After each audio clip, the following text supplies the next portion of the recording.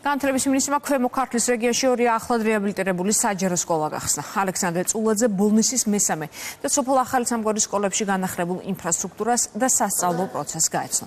ბოლნისის სკოლა 210 მოსწავლეზეა გათვლილი. პროექტის ჯამრიღირებულება 3 მილიონ ლარამდეა.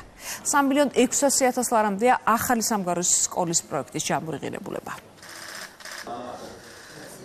აღნიშნული პროექტი გულისხმობს სკოლის არამხოლოდ ინფრასტრუქტურულ განახლებას, არამედ შინაარსობრივ განახლებას. ჩვენი მიზანია ახალ უსაფრთხო გარემოში მოსწავლეებს ჰქონდეთ უკეთესი სასწავლო შედეგის მიღწევისათვის საჭირო ყველა პირობა შექმნილი.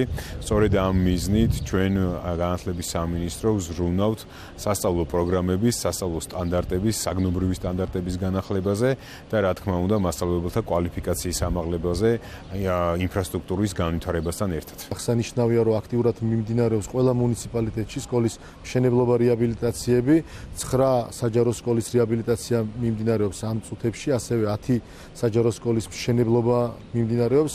ჯამურად 5,000-ზე მეტი ბავშვი ისარგებლებს განახლებული ინფრასტრუქტურით. ევროპული სტანდარტებით არის აღჭურვილი ჩვენი ახალი სკოლა, ადაპტირებულია ნებისმიერი საჭიროების მქონე მოსწავლისათვის. აქამდე რაც არ იყო გაიხსნა ექიმის ოთახი, შეზღუდული შესაძლებლობის ბავშვებისთვის სხვადასხვა ადაპტირებული ლიფტი, მაგალითად პანდუსი და ასე შემდეგ. ძალიან დიდი мотиваციაა როგორც მოსწავლეებისთვის, ასევე ჩემი მასწავლებლებისთვისაც.